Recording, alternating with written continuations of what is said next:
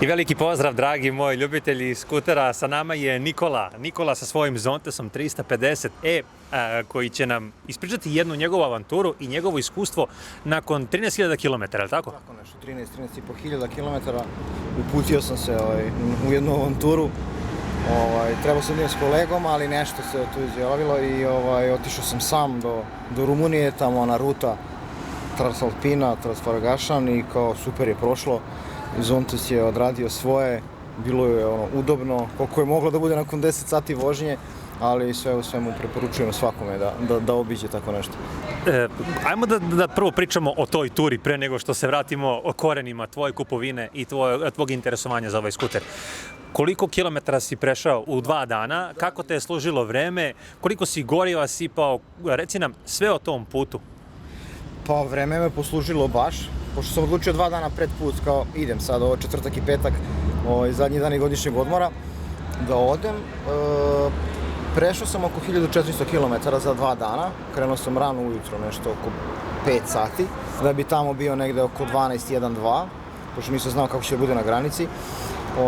Prvi put idem na tu stranu, tako da vreme me poslužilo, par puta je nešto krenulo da pada kišica, ali nisam ni vadio kišno odelo, bilo je malo kiše, malo sam usporio i na nekih 15 minuta to je prošlo.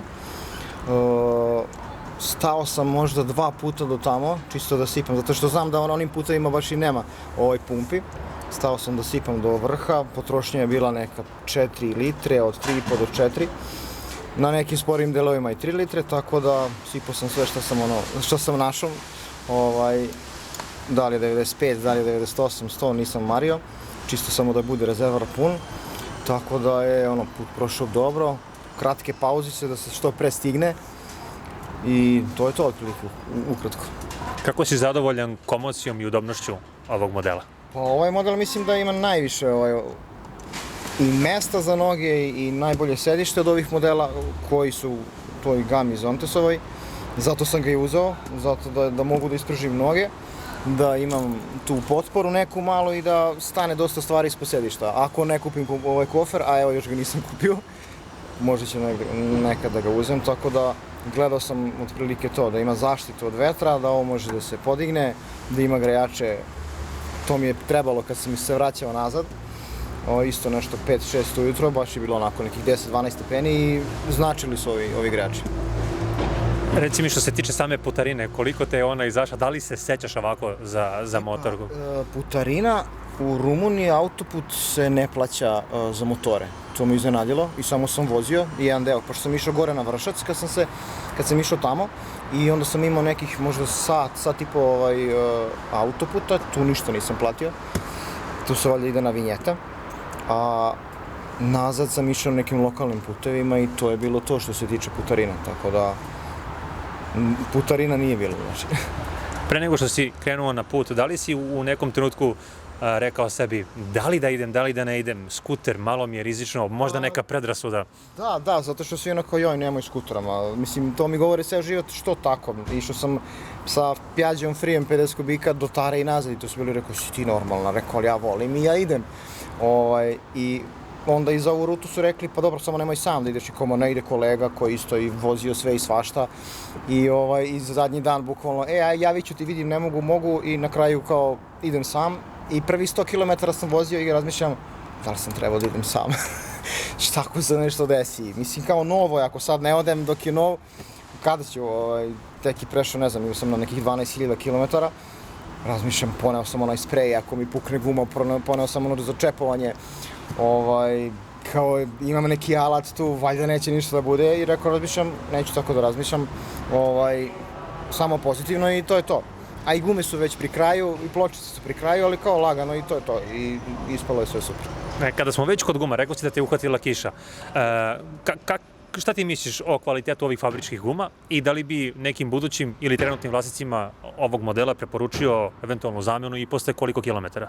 Pa ja sam osetio već da gume popuštaju, ne znam, najbolje su držale od nekih 1000 km pa do 6, 7, 8. I tad sam već posle toga osetio da ili ja malo više obaram skuter ili je lošiji asfalt. U Srbiji imaš raznih podloga i onih glatkih i tu mi se desilo par puta da mi onako padne. Ne da padne, nego da osjetim da je otišao koji stepen više, tako da mislim da je bilo i do asfalta do guma. Ja sam sad na 13.000, 13.500 i sad i kada dam gas na semaforu, zanesem i motor, tako da je ova zadnja guma već gotova.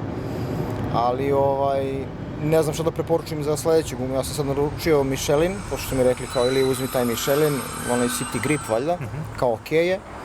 Tako da ove gume su okej nekih 6-7-8.000 km.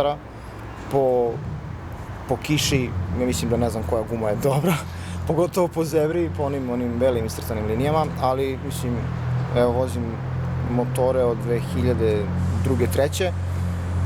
I uvek lagano i oprezno i to je to. Odnosno cena jednog malog servisa koji si ti radio iznosi negde oko 9-10 hiljada. 10 hiljada, da, tako je.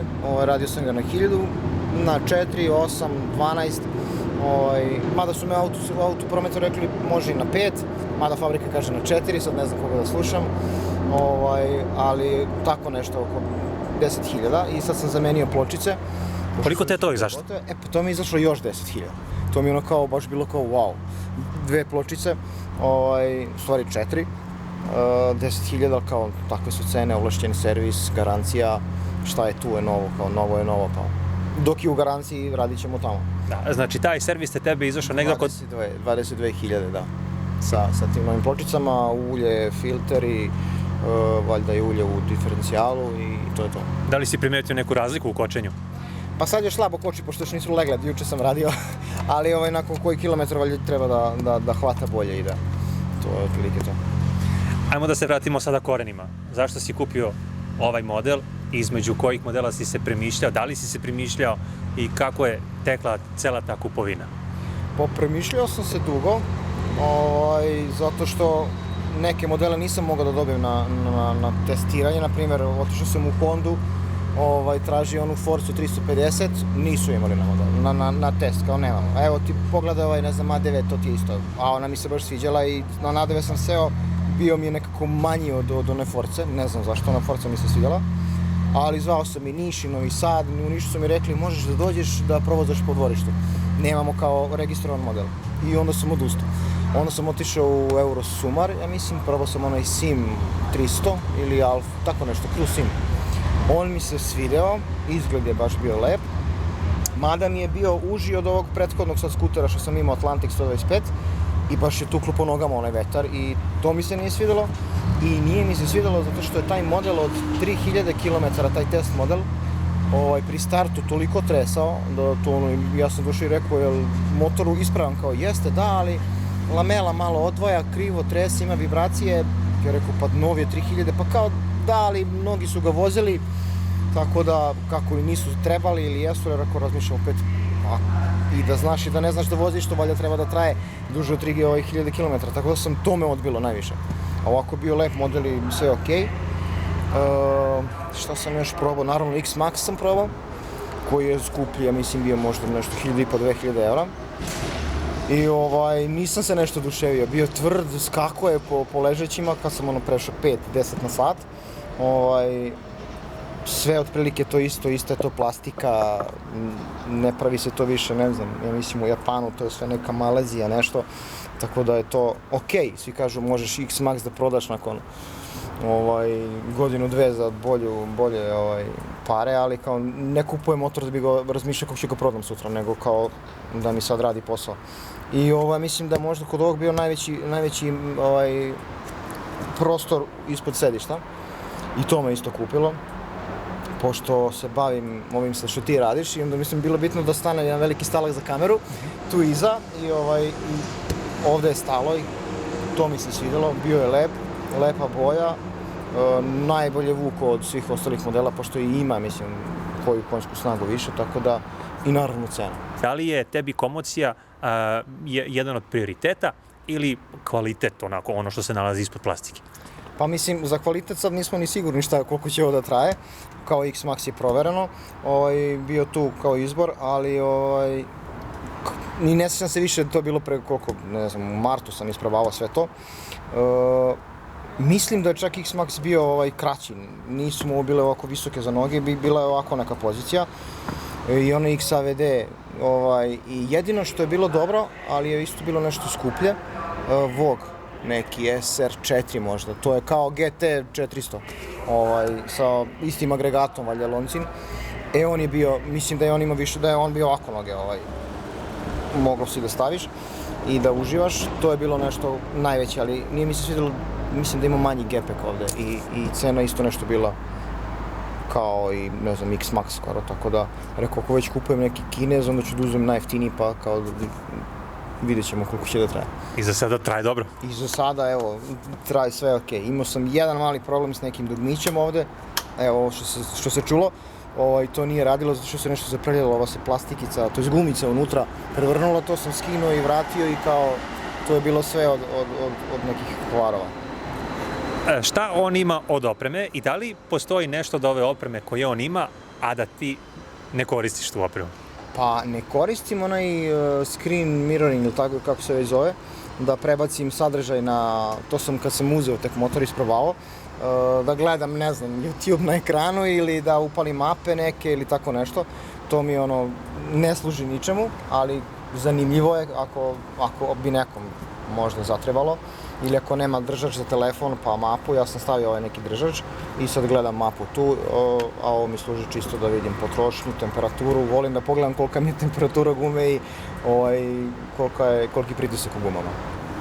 Sad, nakon skoro, koliko ima na satu? 13.578. Nakon 13.000 km, šta je drugačije od trenutka od kada si ga izvezao iz salona? Da li postoji neka razlika u udobnosti, performansama, vibracijama ili nešto što je eventualno tebi zapalo za oko? Pa za sad još ne, sve je kako je bilo, jedino što sam ja slobodniji u vožnji, to je to, ali uglavnom sve je tu isto, jedino je to ove ručkice su se malo krenule da se troše, eto, to je to što sam primetio, a ovo ostalo je za sad sve isto, naravno gume se troše i to je to. Dakle, sve stoji na mestu, nezvecka. Da, desilo mi se neke vibracije, neki zvuk kad sam kočio, nisam znao šta je, ove, kako se to zovu, kočnice, to jest onaj klip, ne klip nego klešta koja drže pločice, su se otpustile na ona dva velika šrafa. To sam samo zategao i to je bilo to. Dakle, uradi sam, bez odlaska... Pa ne, dok sam došao do servisa, rekao da vidim šta je, stisnem kočnicu, osjetim neku vibraciju i pogledam i kao mrdnem malo i vidim to se otpustilo, to sam samo zategao i to je bilo to što se radilo za sad, za ovih 13.500 na skuteru. Koliko još dugo planiraš da voziš ovaj skuter i da li vidiš u budućnosti sebe na nekom drugom modelu, jer obično nakon 10.000 km ljudi počinju da razmišljaju eventualno o nekoj drugoj kupovini. Kakav je slučaj sa tobom? Pa evo, baš sad kad sam radio ovaj servis, bio je QJ SRT 550 na test poligonu, mogu sam da ga provozam i rekao dok čekam da završe momci ovaj servis, rekao ajde da probam, nisam dugo već seo na motor, ima sigurno 7-8 godina i baš sam se odvikao od šaltanja i od svega, mali vizir, neudobno sedište malo. Kad sam se vratio na ovo posle završenog servisa, bio sam u fazonu ili sam ja umotorio ili ono nije više za mene. Jednostavno za grad je po meni ovo stvarno pun pogodak. Ima snage, može da se ode i do gde god. I do Rumunije, ako može do Rumunije, može i do Kine. Može i do Kine, tako da, ne znam, razmišljam kao, sad sam kupio novi motor, možda kad izađe neki tako sličan novi, pa da opet zamenim, kupim, doplatim, da uvek imam novo, što je super ideja ako može da se ostvari. Za sad neki modeli koji sam video na sajmu, mi se onako, i nisu svidjeli da su bile neke makete, ja mislim. Pričamo o Zontesu, ili tako? O Zontesu, da.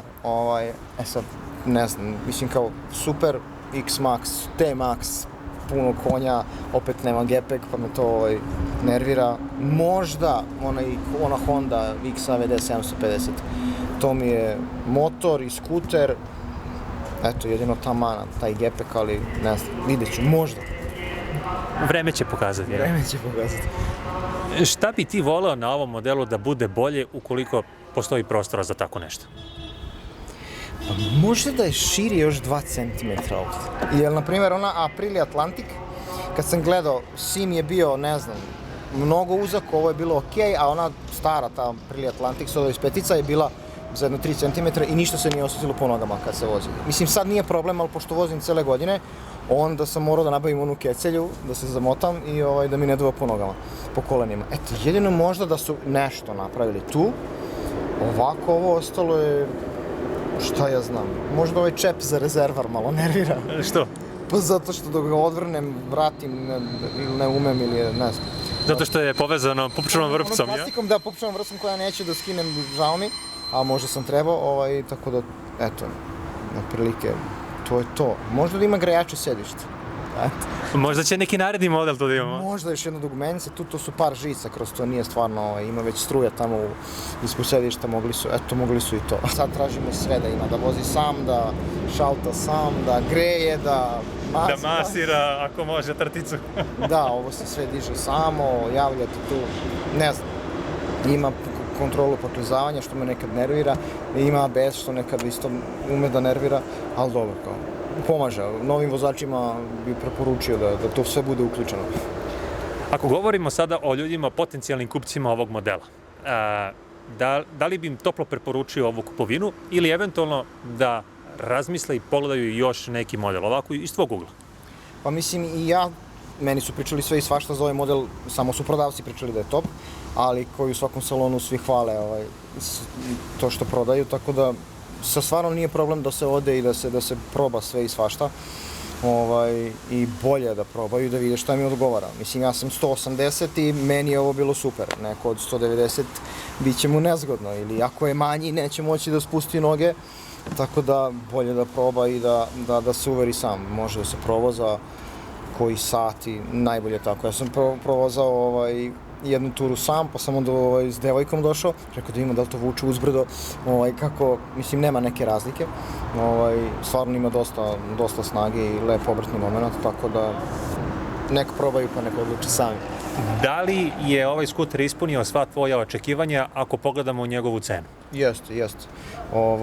Ja sam zadovoljan i opet bi ga kupio sad da se vratim tamo neki mart. Opet bi ga kupio i naručio i čekao dok prođe oko Afrike, dođe u salon, tako da. Evo, probat ćeš pa ćeš da usporediš ili to isto ili je ovdje malo bolje. Može. Mnogo ti hvala još jednom na vremenu i što si doprineo kanalu i podelio sa nama lepe informacije i učestvovao jednostavno u celom ovom programu. I ja tebi poklanjam ovaj jedan priveščić koji košta nešto manje od 1000 evra, a koji svi naši gledalci mogu da naruče preko Facebook strane Samo skuteri.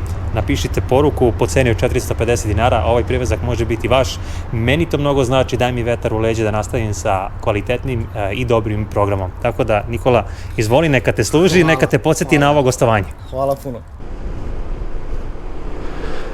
I evo nas u vožnji, hajdemo da uporedimo ova dva modela i postoji veliki razlog zašto ćemo to da uradimo, jer moj Zontes je, da kažem, prva serija, a ovo je druga serija.